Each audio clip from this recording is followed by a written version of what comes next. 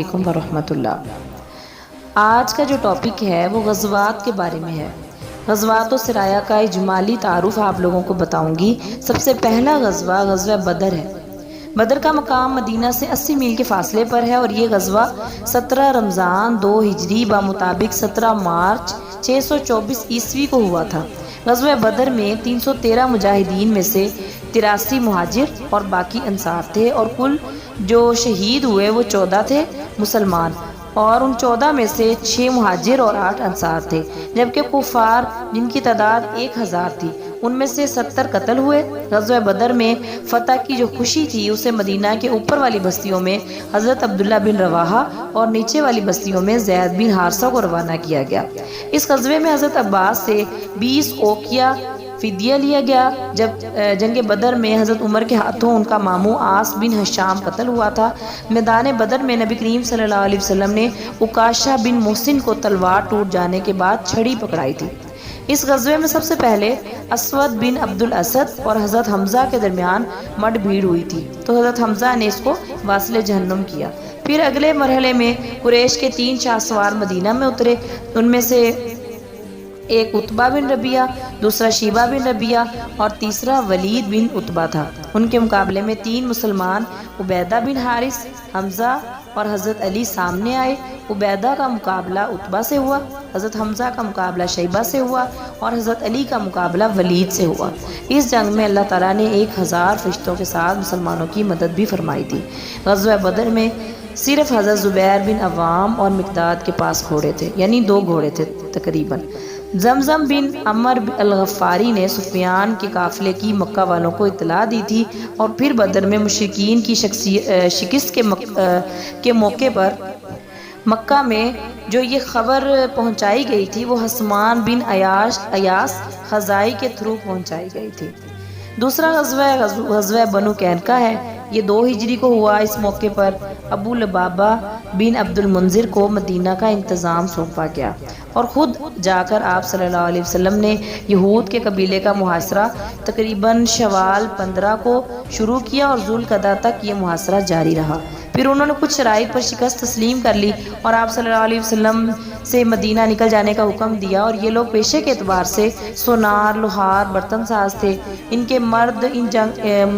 کے جو مردان جنگ تھے ان کی تعداد تقریباً 700 کے قریب تھی۔ اور غزوہ سویق یہ 2 ہجری میں ہوا۔ ماہ ذوالحجہ میں ابو سفیان کی قیادت میں 200 سواروں نے مدینہ پر حملے کی نیت کی، لیکن وہ ناکام ہی واپس لوٹے۔ اس کے بعد غزوہ احد ایک بہت بڑا معرکہ ہے جو 7 شوال 3 ہجری بمطابق 23 مارچ 625 کو احد پہاڑ پر برپا ہوا۔ احد پہاڑ مدینہ کے شمال میں 3 میل کے فاصلے پر ہے۔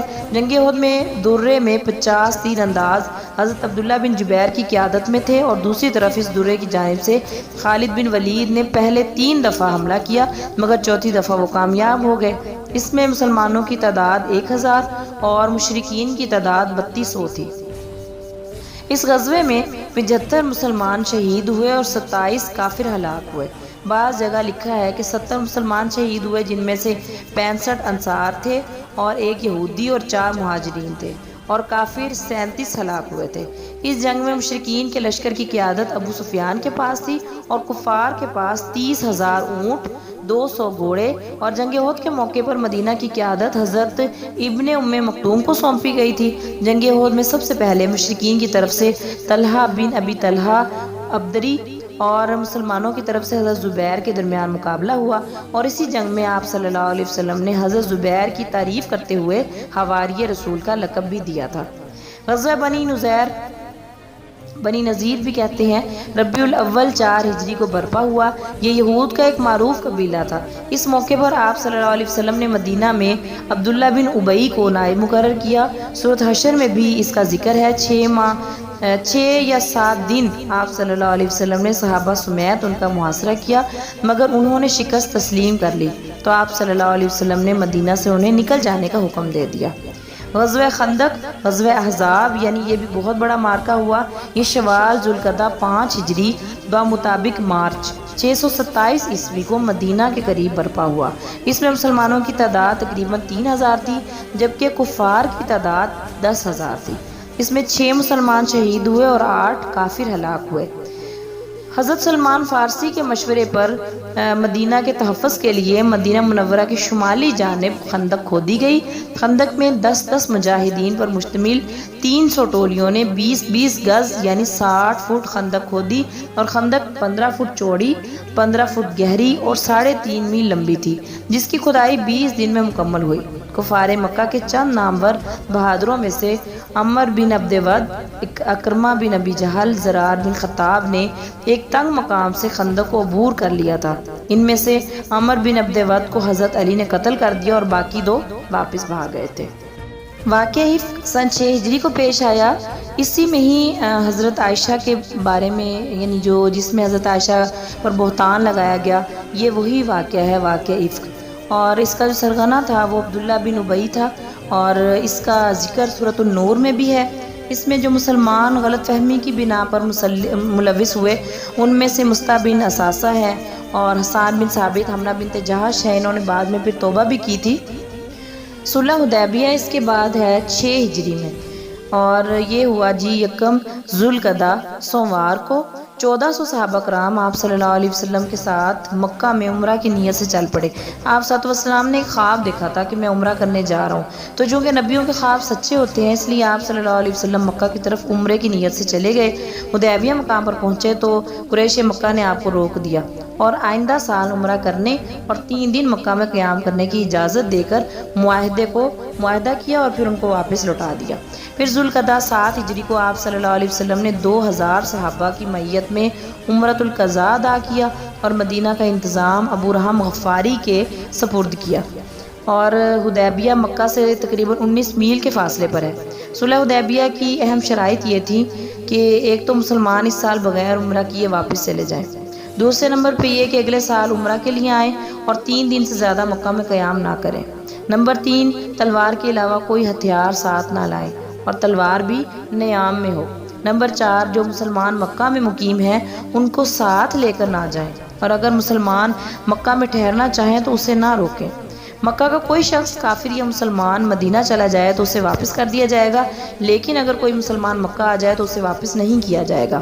قبائل عرب کو اختیار ہوگا کہ فریقین میں سے جس کے ساتھ چاہیں معاہدہ کر لیں، اور 10 سال تک مسلمان اور قریش آپس میں جنگ نہیں کریں گے۔ یہ معاہدہ قریش مکہ کی طرف سے سہیل بن عمر نے اور مسلمانوں کی طرف سے حضرت علی نے تحریر کیا، اور ابھی اس معاہدے کی کتابت ہو رہی تھی کہ سہیل کے لڑکے جو مسلمان ہو چکے تھے حضرت ابو جندل، وہ آئے اور انہوں نے جو ہے وہ کہا کہ مجھے اپنے ساتھ لے جائیں۔ اگر چاہتے تو آپ صلی اللہ علیہ وسلم اس وقت ہی معاہدے کو ختم کر کے حضرت ابو جندل کو ساتھ لے کے جا سکتے تھے، لیکن آپ صلی اللہ علیہ وسلم نے ابو جندل کے جو والد تھے سہیل، ان سے بڑے آرام سے کہا کہ آپ ہمارے ساتھ اسے جانے دیں، لیکن وہ نہ مانا۔ پھر تمام صحابہ کرام نے جب دیکھا کہ کتنا زیادہ مشرکین کی طرف سے ظلم کیا گیا ہے، انہوں نے بھی آپ صلی اللہ علیہ وسلم کو بہت سمجھایا کہ بہت کہا کہ آپ اس معاہدے کو ختم کر دیں، لیکن آپ صلی اللہ علیہ وسلم اپنے فیصلے پر قائم رہے۔ صلح کے بعد آپ صلی اللہ علیہ وسلم نے قربانی کے اونٹ ذبح کر کے بال ترشوائے اور احرام بھی کھولا۔ اور صلح حدیبیہ کا ذکر اللہ تبارک تعالیٰ نے سورۃ فتح میں کیا کہ انا فتحنا لک فتحا مبینا۔ یہ آیات نازل ہوئی کہ ہم نے آپ کو کھلی فتح سے نوازا ہے۔ صلح حدیبیہ کے بعد قریش مکہ کی طرف سے یہ اطمینان ہو گیا کہ اب کم از کم چند سال تک مدینہ پر حملہ نہیں ہم نے کرنا، تو لہٰذا پھر آپ نے خیبر کی طرف توجہ کی۔ مدینہ کے شمال میں واقع یہ بستی یہودیوں کا مرکز تھی، اور مدینہ سے نکلنے والے یہودی بھی یہاں ہی آباد ہوئے تھے، اور یہیں سے وہ اسلامی حکومت کے خلاف سازشیں کرتے۔ اس لیے مدینہ کی سلامتی کے لیے اس بستی کے ساتھ کچھ نہ کچھ معاملات کرنا ضروری تھا۔ غزوہ خیبر محرم 7 ہجری بمطابق 628 عیسوی کو خیبر مقام پر ہوا، اور یہ مسلمانوں اور یہودیوں کے درمیان غزوہ ہوا۔ اس میں مسلمان 1400 اور یہودی 10,000 سے زائد تھے۔ اس غزوے میں 18 مسلمان شہید ہوئے اور 93 یہودی ہلاک ہوئے۔ خیبر مدینہ سے 150 کلومیٹر عرب کے شمال مغرب میں واقع ہے، اور یہودیوں کے یہاں پر 5 قلعے تھے۔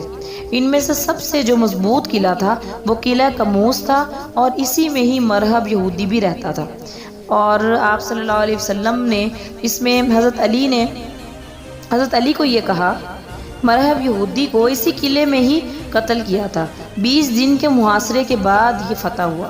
اسی جنگ میں ہی آپ صلی اللہ علیہ وسلم نے حضرت علی کے ذمہ لگایا تھا کہ قلعہ کموس جو کسی سے بھی فتح نہیں ہو رہا تھا، تو آپ صلی اللہ علیہ وسلم نے یہ تمام صحابہ کو اکٹھا کیا اور پھر کہا کہ کل میں اس شخص کو ایک علم دوں گا جس کے ہاتھ پر خدا فتح دے گا، اور جو اللہ اور اللہ کے رسول کو چاہتا ہے اور خدا کے رسول کو چاہتا ہے۔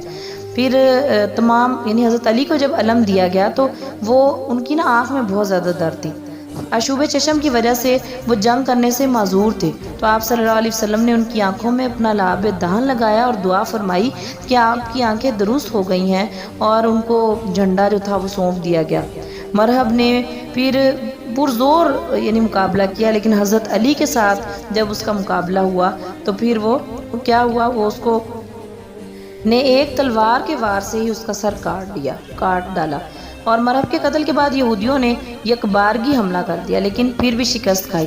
اور اسی یعنی غزوہ خیبر کے موقع پر ہی مرہب کی جو بھابی تھی اس نے اور سلام بن ابی الحقیق اس کی بیوی زینت نے آپ صلی اللہ علیہ وسلم کو زہریلا گوشت کھلانے کی کوشش کی، تو آپ صلی اللہ علیہ وسلم کو تو چونکہ اللہ تعالیٰ کی طرف سے خبر دے دی گئی، تاہم ایک اور صحابی بشر تھے جنہوں نے اس گوشت کو پیٹ بھر کے کھایا، اور وہ پھر اس کے یعنی زہر کی وجہ سے آپ ہلاک بھی ہو گئے۔ زینت نے اقبال جرم کر لیا اور اس کی ساس میں اسے قتل بھی کر دیا گیا تھا۔ اس کے بعد غزوہ ذات الرقاع ہے، جو خیبر کے بعد 7 ہجری ربیع الاول کو نبی کریم صلی اللہ علیہ وسلم نے 700 صحابہ کرام کے ساتھ بنو غطفان کے ساتھ لڑائی کا سفر کیا، اور مدینہ منورہ کا انتظام حضرت عثمان بن عفان کے حوالے کر کے بلاد نجد کا رخ کیا۔ اس جنگ میں آپ صلی اللہ علیہ وسلم نے پہلی دفعہ نماز خوف پڑھائی تھی۔ پھر غزوہ موتا جو ہے وہ شام کا علاقہ تھا، موتا، اور یہ علاقہ روم کے زیر اثر تھا۔ یہاں پر جو قبیلہ آباد تھا بنو غسان، یہ عیسائی مذہب کا پیروکار تھا، اور ان کا جو سردار تھا شرحبیل بن عمر، یہ انتہائی متکبر تھا۔ اس نے نبی کریم صلی اللہ علیہ وسلم کے دعوتی خط لے کر آنے والے سفیر حضرت حارث بن عمر کو انتہائی بے دردی سے قتل کیا تھا، جس کی وجہ سے لڑائی کی نوبت آئی تھی۔ جیسے ہی آپ صلی اللہ علیہ وسلم کو حضرت حارث بن عمر کی شہادت کی خبر ملی تو آپ صلی اللہ علیہ وسلم نے فوری طور پر 3000 مجاہدین کو حضرت زید بن حارث کی قیادت میں روانہ فرمایا۔ دشمنان اسلام کی تعداد 1 لاکھ کے قریب تھی، اور اس غزوے میں یکے بعد دیگرے مسلسل 3 لیڈر حضرت زید اور پھر حضرت جعفر تیار اور پھر حضرت عبداللہ بن رواحہ یہ شہید ہوئے، اور ان کے بعد حضرت خالد بن ولید کی قیادت میں فتح ہوئی، اور غزوے میں بہادری کی وجہ سے حضرت خالد کو نبی کریم صلی اللہ علیہ وسلم نے سیف اللہ کا لقب بھی دیا، اور یہ غزوہ 8 ہجری کو ہوا تھا۔ فتح مکہ کا واقعہ اس کے بعد یعنی فتح مکہ کا واقعہ پیش آیا، جو رمضان 8 ہجری بمطابق جنوری 630 عیسوی کو پیش آیا، اور یہ غزوہ صلح نامہ حدیبیہ توڑنے پر پیش آیا۔ یہ غزوہ مسلمانان مدینہ اور مشرکین مکہ کے درمیان ہوا تھا۔ اس میں مسلمانوں کی تعداد 10,000 اور کفار کے تمام مشرکین اور کفار جو تھے وہ تمام مشرکین مکہ تھے۔ اس موقع پر 2 مسلمان شہید ہوئے اور 12 کافر ہلاک ہوئے۔ مکہ معظمہ 8 ہجری 20 رمضان بروز جمعہ کو فتح ہوا، اور اس موقع پر آپ صلی اللہ علیہ وسلم کا خیمہ ہجون مقام پر نصب کیا گیا تھا۔ فتح مکہ کے موقع پر ابو بکر صدیق نبی کریم صلی اللہ علیہ وسلم کے ساتھ القصوہ اونٹنی پر سوار ہو کر مکہ میں داخل ہوئے تھے۔ اس کے بعد یعنی فتح مکہ کے بعد جو غزوہ ہوا وہ غزوہ حنین تھا۔ نبی کریم صلی اللہ علیہ وسلم وادی حنین کی طرف بروز منگل 10 شوال 8 ہجری کو پہنچے، اور بنو حوازن سے مقابلہ ہوا۔ میدان حنین مکہ سے 9 میل کے فاصلے پر ہے۔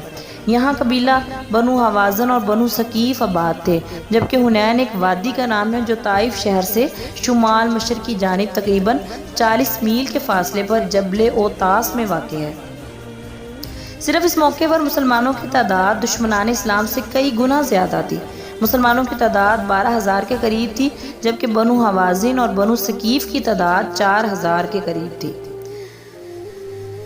غزوہ حنین کے بارے میں سورۃ توبہ آیت نمبر 25 میں بھی ذکر کیا گیا ہے کہ لَقَدْ نَصَرَكُمُ اللَّهُ فِي مَوَاطِنَ كَثِيرَةٍ، کہ اللہ نے بہت سے میدانوں میں تمہاری مدد کی۔ اس کے غزوہ حنین کے بعد غزوہ تبوک 9 ہجری 631 عیسوی میں پیش آیا۔ تبوک کا مقام مدینہ اور دمشق کے درمیان تقریباً 14 منزل کے فاصلے پر واقع ہے، اور غزوہ موتا کے بعد روم کے جو فرما روائے عرب تھے انہوں نے یہ حملے کا تہیہ کیا ہوا تھا۔ چنانچہ اس غرض سے شام کے قبیلہ غسان کو متعین کر رکھا تھا، اور زیتون کے تیل کا کاروبار کرنے والے شامی سوداگروں نے بھی جو کہ مدینہ آیا کرتے تھے اس مہم کی تصدیق کی تھی۔ ان دونوں نے جب افواہیں پھیلانا شروع کر دی تو منافقین نے جو نو مسلم تھے یعنی نئے نئے مسلمان ہوئے تھے انہیں ورگلانا شروع کر دیا تھا۔ یہ غزوہ مدینہ کے مسلمان اور روم اور شام کے عیسائیوں کے درمیان ہوا، مگر لڑائی کے بغیر ہی فتح ہو گئی تھی۔ اس میں مسلمانوں کی تعداد 30,000 اور روم کے جو عیسائی تھے ان کی تعداد 40,000 تھی۔ اسلامی لشکر نے 19 دن تبوک کے میدان میں قیام فرمایا۔ اس دوران حضرت علی کو مدینے کا انتظام سونپا گیا، اور اس غزوے کے بعد واپسی پر اللہ تعالیٰ نے منافقین کے ساتھ سختی کرنے کی ہدایت کی۔ منافقین نے مسلمانوں کو راہ سے ہٹانے کے لیے ایک مسجد تعمیر کی جس میں مسلمانوں کے خلاف سازشیں کی جاتی تھی، لہٰذا غزوہ تبوک سے واپسی پر آپ صلی اللہ علیہ وسلم نے اس مسجد کو مسمار کرنے کا حکم دیا۔ اس مسجد کا نام مسجد ضرار تھا۔ دور نبوی کے تمام غزوات میں تقریباً 6,564 لوگ قیدی بنے، اور 759 یعنی 759 کافر قتل ہوئے، اور 259 یعنی 259 مسلمان شہید ہوئے۔ اور آپ صلی اللہ علیہ وسلم کے جو خطوط ہیں یعنی جو آپ نے خطوط بھیجے ہیں باقی تمام بادشاہوں کی طرف، ان میں سے صلح حدیبیہ کے بعد 7 ہجری کو خطوط ارسال فرمائے گئے۔ سب سے پہلے نبی کریم صلی اللہ علیہ وسلم نے حاطب بن ابی بلتہ کو خط دے کر مقوقس مصر جریج بن مطاع کے پاس بھیجا تھا۔ اس نے اسلام قبول نہیں کیا تھا مگر تحائف بھیج دیے تھے۔ پھر دحیہ کلبی کو ہرکل کیسر جو روم کا بادشاہ تھا اس کی طرف خط دے کر بھیجا، اور اس نے بھی اسلام قبول نہیں کیا۔ حضرت عبداللہ بن حزام کو پرویز جو ایران کا بادشاہ تھا اس کی طرف خط بھیجا، اس نے خط کو پھاڑ دیا، اور پھر اس کا نتیجہ یہ نکلا کہ کچھ عرصے بعد اس کے بیٹے نے ہی اس کو قتل کر کے وہاں پر اپنی بادشاہت بنا لی تھی۔ عمر بن امیہ کو نجاشی حبشہ کے بادشاہ کی طرف بھیجا گیا، اور بحرین کے بادشاہ منذر بن ساوا کے پاس علا بن حضرمی کو بھیجا گیا۔ یمامہ کے بادشاہ کے پاس سلیط بن عمر کو بھیجا گیا، اور عمان کے جو بادشاہ تھے ان کے پاس عمر بن عاص کو بھیجا گیا تھا۔ آپ صلی اللہ علیہ وسلم نے جن بادشاہوں کی طرف خط لکھے تھے ان خطوط کے نتیجے میں 4 لوگوں نے اسلام قبول کیا تھا۔ ہاں جی، یہ تو ہے مختصر سا بالکل جو غزوات کے اندر کتنے لوگوں کی وفات ہوئی، کتنے مسلمان تھے، کتنے کفار تھے، اور اس سے ریلیٹڈ میں نے آپ لوگوں کو مختصر بتا دیا ہے۔ تفصیل میں نہیں گئی، صرف اس لیے کہ واقعات کا تو آپ لوگوں کو اندازہ ہے اور پتہ بھی ہوگا، بس یہ کہ یہ ایک MCQs ایک نظر آپ کی یعنی MCQs جو ہیں وہ ایک نظر سے گزر جائیں۔ اللہ تعالی ہم سب کا حامی و ناصر ہو۔ وآخر دعوانا ان الحمد للہ رب العالمین۔